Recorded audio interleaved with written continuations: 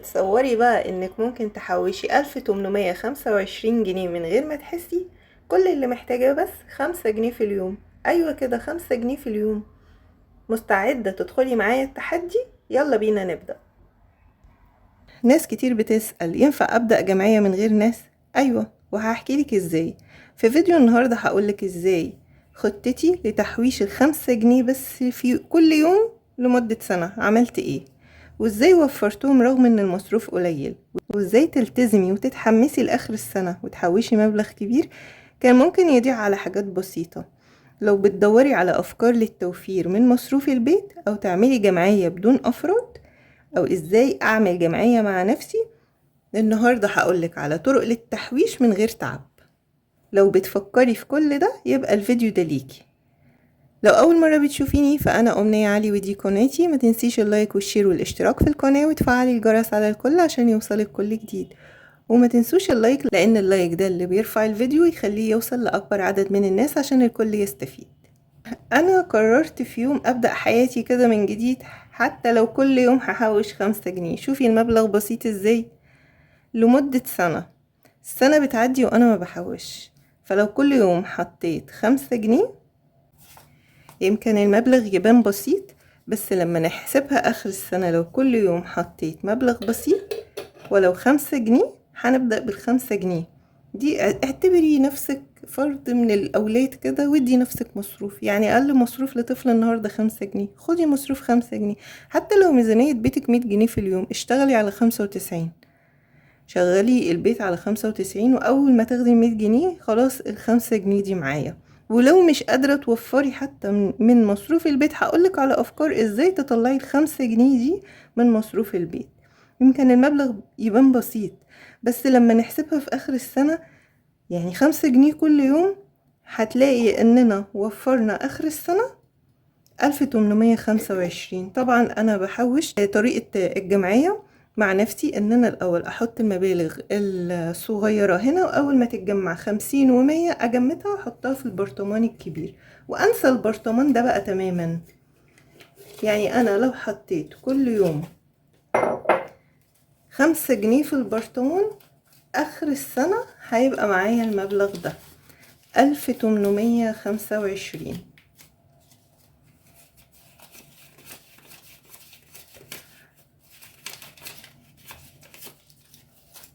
بس السؤال بقى اجيبهم منين والمصروف اصلا يدوب وبيكفي بالعافية؟ انا بدأت اراجع يومي، بلاقي حاجات بسيطة كنت بشتريها من غير ما احس.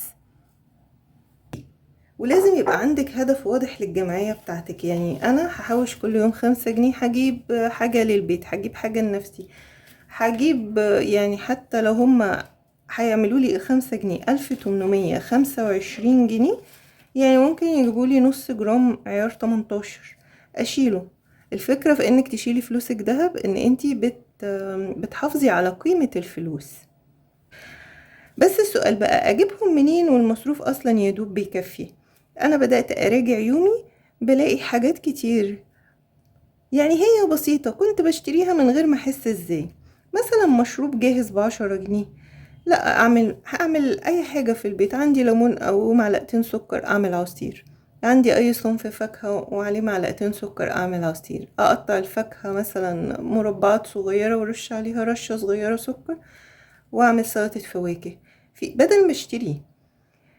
وبلاش بقى الشيبسيهات والحاجات اللي بتاخد الفلوس مننا من غير ما نحس. اعملي كيكه للولاد تفرحهم. مش بقولك امنعي المصروف عن الولاد، انا بقولك الحاجه ما هو مثلا انا اول الفيديو قلتلك اعملي لنفسك مصروف زيهم. وفي حاجات بقى طول ما احنا قاعدين مثلا ايه، انزلوا هاتوا حاجه حلوه عشان مش عارف ايه. طب ما تجيبي يا ست الكل، عندك كوبايتين دقيق وعندك كوبايه لبن، اكيد في زيت وسكر. اعملي صينيه كيكه والبيت كله هيفرح والبيت كله هينبسط، وكلنا هناكل حاجه حلوه ممكن نحلي بعد الغدا ونتعشى بيها كمان. ومثلا المواصلات، يعني لو في مواصله هتاخد مني 15 ومواصله 10، لا اروح للمواصله اللي ب10. افكار بسيطه للتوفير، انك تعملي ميزانيه يوميه كمان. حددي لنفسك مبلغ ثابت. وخزيني البيت بقى اشتريه ازاي؟ اشتريه بالجمله ويبقى مرة واحدة عشان اوفر المواصلات، وعشان ابقى ابقى قبل ما انزل عامله لستة بطلباتي وعارفه انا هجيب ايه بالظبط يعني. وما اخليش العروض تغريني الا لو كانت صفقه، يعني حاجه صلاحيتها تستمر معايا وانا معايا فلوس تجيبها. لو فوتت العرض مش هعوضها، دي ممكن اجيبها من العرض، لكن وانا نازله بلستة المشتريات التزم بيها. وبالنسبه لبطاقه التموين، نقط العيش استفيد بيها، استغلهم لشراء حاجات اساسيه تنفعني يعني. لو باقي مثلا نقط عيش ممكن اجيب مكرونه، ممكن اجيب باكو شاي. الحاجات دي بتوفر، وتوفري طبعا في الميه والكهرباء، انك تفصلي الشواحن وتستخدمي اللمبات الموفره.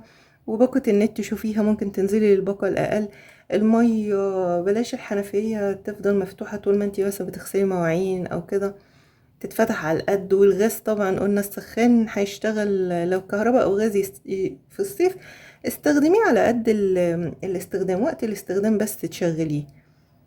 فالحاجات دي بتوفر، وفرصة معاكي الشهرين دول مفيش دروس، ففرصة كويس جدا انك توفري. ازاي التزم بقى؟ قلنا ان انت هتعملي برطمان او علبة مخصوصة اكتبي عليها بقى ايه جمعيتي، ويبقى فيه هدف واضح، وتسجلي يعني تعملي جدول. احنا عملنا فكرة الجدول دي قبل كده، عملنا فكرة الجدول دي قبل كده بالأيام. يعني تشوفي الشهر، مثلا الشهر ده بادئ 3، اليوم اللي تعمليه اشطبي عليه، اليوم اللي تعمليه اشطبي عليه، وتشغلي الموبايل على منبه انه يفكرك. ولما تخلصي الشهر جمدي، هيتجمد مثلا لو 5 جنيه هيتجمد 150 جنيه. اعملي بقى جدول للشهور، والشهر اللي تخلصيه علمي عليه. وفايدة المنبه انه هيفكرك. لو حصل يوم مثلا ونسيتي او معرفتيش تحوشي، عوضيها اليوم اللي بعديه. يعني ما تفركشيش الجمعية بقى عشان انتي مع نفسك تفركشيها وخلاص، لا انا مش قادرة، لا انتي تقدري، عشان في هدف. عشان كده بقولك لازم يكون في هدف، والهدف جذاب. يعني مثلا 1825 جنيه هتقولي هعمل بيهم ايه؟ قلتلك يجيبوا نص جرام دهب. نص جرام دهب عيار 18، يجيبولك قفل السلسلة عيار 21، يجيبوا ربع جرام، يجيبوا نص جرام 18 او 21 يعني. لا يجيبوا، انزلي اشتري ولو قفل سلسلة، انزلي اشتري حرف مستعمل، اي حاجة، لعبة صغيرة بس تحفظي قيمة فلوسك. تروحي مصيف، تجددي حاجة في البيت. يعني ما تستصغريش ال5 جنيه دول، ممكن يغيروا حاجات كتير. والفكرة كمان هي التدريب على التوفير، ان التوفير والتحويش يبقى عادة من عادات يومك. كل جنيه بتحوشيه هو خطوة ناحية راحة أكبر في المستقبل. ما تستصغريش ال5 جنيه، وجمعيتك مع نفسك هتكون سر سعادتك آخر السنة. وقلنا قبل كده في فيديو الجمعية انك لو حوشتي 5 جنيه هيبقى 150 جنيه، ولو حوشتي 10 جنيه في اليوم اخر الشهر 300، ولو 50 جنيه في اليوم واو اخر الشهر 1500، ولو 100. طبعا ده للي بيشتغلوا، قلنا افكار كتير للي بيشتغلوا. في ناس طلبت مني اعمل فيديو بالتفصيل عن افكار الشغل من البيت، ان شاء الله هعمله وانزله قريب. اللي يحوش 100 جنيه في اليوم ياخد 3000 جنيه. ولو عملت الجمعية أسبوعية لو ب5 جنيه هيبقى معاكي في الأسبوع 35 جنيه.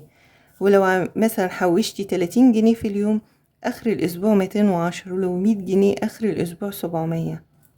شايفة ال5 جنيه بتعمل ايه؟ لو 5 جنيه بعد 15 يوم 75، وفي السنة بتعمل 1825. ولو 30 جنيه في اليوم بيعملوا 450، ولو 100 جنيه في اليوم بيعملوا 1500 جنيه. النهاردة انك ما تستقليش اي مبلغ، وال5 جنيه حتى لو انتي شايفاها قليلة، لا اخر السنة هتعمل قد ايه؟ فلو شلتيها كل يوم هتعمل لك 1825 جنيه. قوليلي رأيك في التعليقات، لأنه رأيكم بيفرحني. وما تنسوش اللايك والشير والاشتراك في القناة، وتفعلوا الجرس على الكل عشان يوصلكم كل جديد. مع السلامة.